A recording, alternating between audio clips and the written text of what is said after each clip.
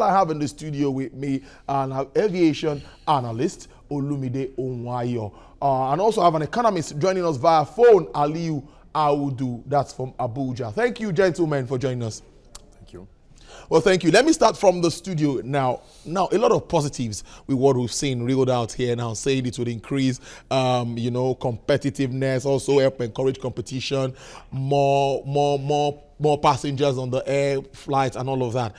What's your take on this new? Let's start with the initiative. This initiative. What do you think about it? I think it's more of a textbook thing.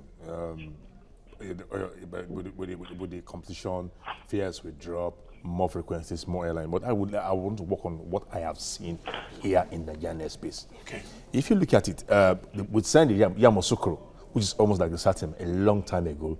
Up till this moment, the implementation was not because the African countries could not come together to get that. It's like the open skies too. It was just pushed them from Yamoussoukro to this SATEM. And at the SATEM again, out of about 50-something countries in the continent, it was only 23 countries that were present to sign it. Out of these 23 countries, how many of them have dominant airlines? It's about only Ethiopian Airlines that is big there. And everybody's saying, look, this thing is being driven because of Ethiopian Airlines. And that's why you see the resistance. Now, if you look at our history, have we signed open skies before? Yes, we signed open skies with the United States of America.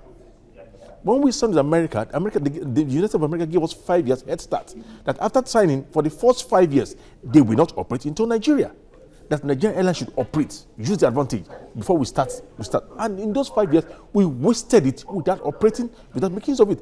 Now, the Americans have come now. Until today, the fares between Lagos to New York has not dropped. It's even higher than the fare between Accra and US. Now you begin to wonder, what is the advantage of the open skies? And what does benefit from the open skies we have in America today are other African countries, other airlines outside Nigeria. Emirates are carrying people going to America. Kenya Airways are carrying. Ethiopia Airways are carrying. No Nigerian airline is on a Lagos American route as at today. So if we have signed open skies before, we don't see the benefit. What are the benefits? So I sincerely support the operators and saying, look, don't be in a hurry. There's so many things deficient because for you to benefit from an open skies, you must participate, you must reciprocate.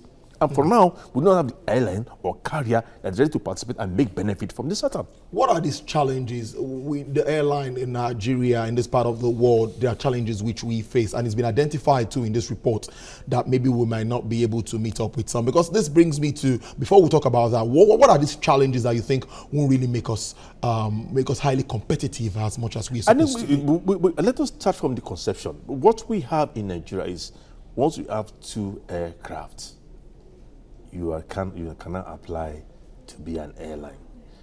When the conception stage is poor, low cash, what happens? Because the industry now has grown to the sense that if you want to make inroads outside the Nigerian market, you need a partner. You need to be in an alliance. You cannot be a standalone. And that is why, if you're not a standalone, then you must have the financial muscle to distribute passengers yourself, like the Emirates Airlines does. But you see, what do you find out that because of the quality and because of the operational capability of our airlines, none of them could attract any of the foreign airlines into a commercial agreement. Today, that's why if Medical takes you to London, any point beyond London, you would have to find your way. But if you have a good airline, we use an alliance, it can take it beyond in London. But we don't have any of these airlines because of their credibility and their financial reports. They are not all healthy, and nobody wants to take a risk. And that's so if you don't have a partner, then you can't expand. If you can't expand, then you can't have choice, then you cannot bring down fares. But as I tell you, Nigerian airspace, Nigerian airlines are not ready for this competition by virtue of the qualities and quantities we have in place. Indeed. Audu, let me ask Audu this economical part. Audu, if you can hear me, this brings me to the Continental Free Trade Agreement too, which was not signed by Nigeria, talking about when manufacturers picked holes in this. And now we have the Single African Air Transport Markets Initiative. What do you think about all of this African continent trying to come together, fly together, trade together, and all of that? What do you make of it? Thank you very much. I think African countries coming together to set up the Single African Air Traffic is a very good thing because the benefits from that is for the continent. We have job creation, improve African trade and free movement of people, enhance connectivity between African nations and reduce price tickets. It will result in more regular direct flights between African countries rather than trips which require sleepovers or stopovers in Middle Eastern countries. What does that mean? It means we will have more jobs being created, and we will it will add more dollars to our GDP. That's what it means. But the problem is, Africa is trying. We are making, they are making the inroad. Take a look at the Ethiopian Airlines, for example. They are doing very well. They've invested in the airline in a lot of new planes, also Ghana Airlines and a lot of others. But the question is, Nigeria, are we prepared? Have we done as the Honorable Gentleman spoke, have we invested enough into the airline industry? Do we have our planes up to standard? Are we meeting up to the competition? So there is a lot of things with our financial books. Most of the Nigerian airline industry, their financial books are not up to date or they are not up to standard. So these are the problems we are facing. And the reason why the Nigerian airline industry is reluctant to be part of this is because we are not prepared.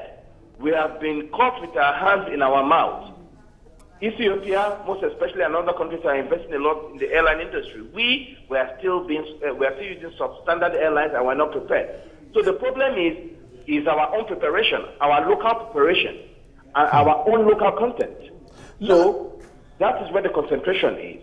While Africa is preparing themselves and ready to expand the market, Nigeria on the other side, we're not prepared. Now, Audu Olumide seems to be done in the Nigerian airline industry. Yeah, seems to be on the same page with regards to this topic. But I want to differ on that. Well, let's look at jobs that will be created now, looking at the economic angle and growing of the GDP. So how long are we going to wait before we implement initiatives that we know that definitely at the end of the day will be beneficial to all countries?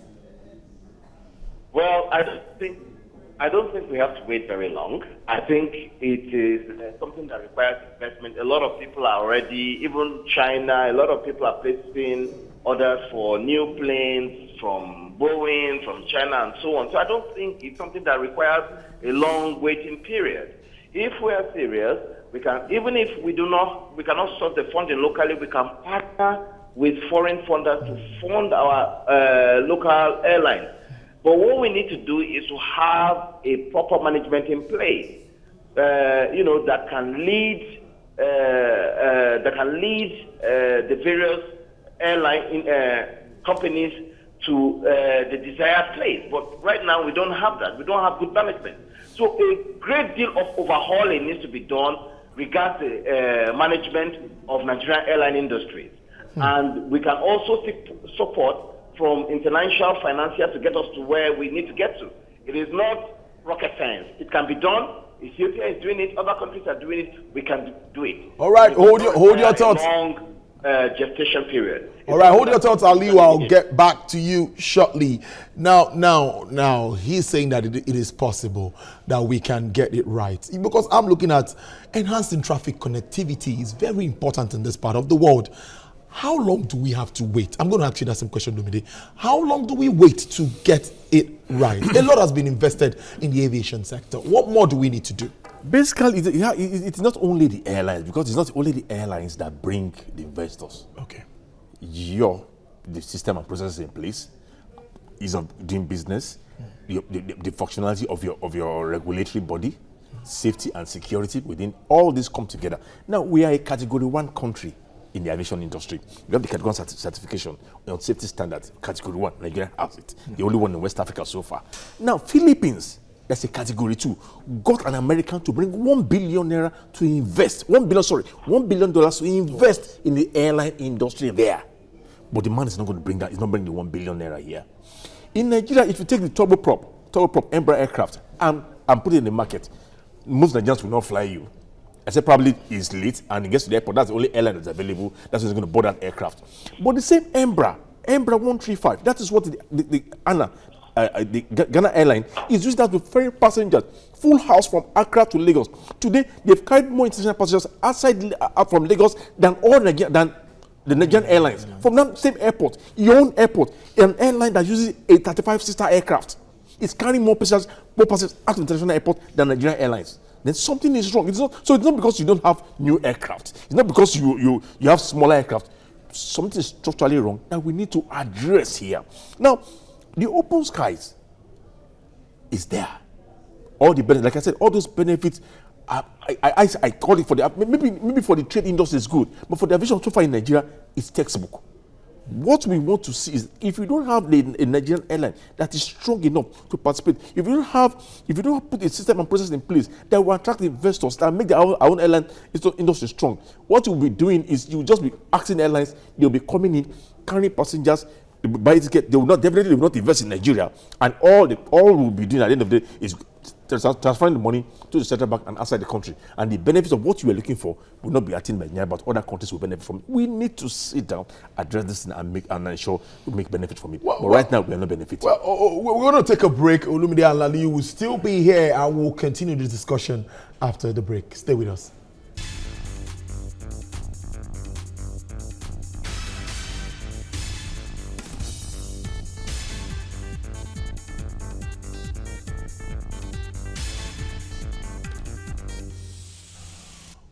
All right, thank you for staying with us. We're still looking at the Single African Air Transport program as an initiative that is to be signed in Addis Ababa, Ethiopia, and its effects, benefits, and what we could gain from it in this part of the world. Well, I have the right person speaking about this. It's an aviation analyst who's been here, Olumide Onwayo, and also an economist who's been giving the economical angle of this. Aliu Audu has also been talking via phone. Aliu, I want to ask you this. This to me looks very much like what we faced with I asked that question too earlier with the Continental Free Trade Agreement that manufacturers in Nigeria are kicking against, saying that we are not set for that kind of agreement. Now this is happening again in the aviation sector. That's why I asked you, how long do we can't keep just skipping the evil days ahead? Yeah, absolutely. We cannot keep making excuses. Let's bear in mind that we are suffering from over 30% unemployment. We just came out of a recession. The economy is barely pulling along. So it's very important for us to capture any opportunity that will grow the economy. And fortunately, the airline industry is another sector of the economy that is going to add jobs, contribute to GDP, and help the economy to kickstart. Now, if we keep complaining and we do not tap into this market, then we are going to lose out. Because, as I said, 150,000 jobs are supposed to be created, and about $1.3 billion is supposed to be added to the GDP yearly. So we don't want to lose out on this. My advice is, instead of complaining, I think we should be honest with ourselves and revive the airline industry. Where we are lacking, we should try and meet up. Let's overhaul the management of this industry, and then let's look for ways we can attract foreign investment so that we can become competitive. It's also important that we have lost our national airline, the Nigerian Airways. If we can, this is also an opportunity for us to start to try and get investors to partner with us and start up the Nigerian Airways so that we can tap into this market. The world is growing. Africa is moving ahead. We can't afford to be giving excuses. We can't afford to be backward. Even Africa has started. Ethiopian Airlines, Ghana Airlines, all of them, they've started. We cannot afford to sit down and be giving excuses.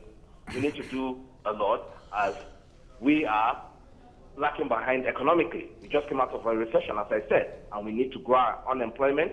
We need to create jobs, and we need to grow the economy so that we can be among the nations that are doing well, in the future. Thank you. All right, then. Olumide, I'm going to ask this way now. You won't tell me that top arrowheads of the aviation industry are not aware of these policies, of these initiatives. Why have they not been doing something before now? Why is it now that it's almost time to sign agreements? That's when we now, I won't say, they won't say we're reneging, but why does it get to this point before we act? There are two agreements now. We have the SATAM and the AFTAC. Yeah. The SATAM has to do with air transportation, where the AFTAC has to do with trade. all these two programs were work in progress before the administration of President Buhari. It started under Odua for the Saturn. And the Nigerian airline industry, the AON, that's the Airline Operators of Nigeria, who came out and said they were opposing it, were all in the industry. Barely a week to the signing, AON rose up and said they were not in support. I think at that time, the president felt it was too late for me to listen to you people. You don't look organized. He went ahead. He went with his Minister of Aviation and signed in Ethiopia. But for the HAFTAC, man, a body, the Manufacturers Association, a body that is known to be serious, the president listened and held on to it. You see, the beauty about opening these skies is participation. There must be that local content. Let me tell you another example in Nigeria. Before on the Lagos-London, it was only Nigerian Airways and British Airways. When Virgin wanted to come, people opposed it. But they said, look, Virgin has always been running cheap fares in England. That once they come, the London fare will drop. By the time Virgin Nigeria came to Nigeria and joined in the market, till today, their prices are at the same level with British Airways. Nothing went down. The only time the price of London fare goes down is when a Nigerian airline operates consistently. That's when you see that the price of London fare goes down. So we are not really benefit. You cannot benefit from this if you don't participate. We must do everything to participate. If you do not participate, there's no benefit. Today, the Ethiopian Airlines is there as the Ethiopian Airlines, having 5 ports of entry to Nigeria. They have invested in Askai, a Togolese airline that operates into Nigeria. They're going to gain enough to invest and operate into Nigeria. Yet the Nigeria you are running to operate into, you have not bought a single airline or built anything to show you're ready to invest in Nigeria. All you want is take the passengers away and pay people to run the propaganda for you. This is really serious. Now, before I let you go, one word to round up on this very important topic, because it's really worrisome that we find ourselves where we are today.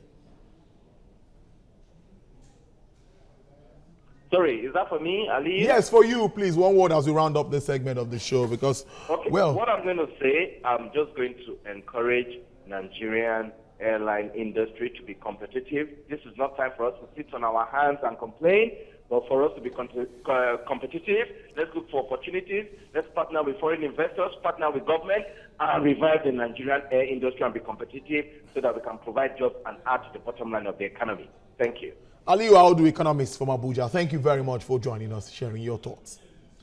Well, a word from you as we round up. I know the passion is there. When you operate in an industry and you see things like this, you really want to say, what do you think? Let's ask. What else will I say? I've talked about the Philippines and the 1 billion. Aliyu, I just mentioned about partnership, because the industry cannot grow with Naira investors. We need that foreign intervention in investment in the airport industry. And as we are doing that, the management of the airports and the regulator must begin to open up and allow the airport facilities to be up to standard and extend hours of operation so that airlines can operate and make profit. But it's when people see that your airlines are making profit, they'll be interested in partnering and in investing. Nobody wants to come and throw money into an airline that does not make money. And that's why up to today, we don't have any airline with a functional board of directors and none has declared profit. So who's going to come here? This is really, really serious. I must thank you for your time, Olumide Onwayo, aviation analyst there, giving your views on this very important topic of discourse. We hope to have you some other time, maybe when things will get better. We should be optimistic. Sure.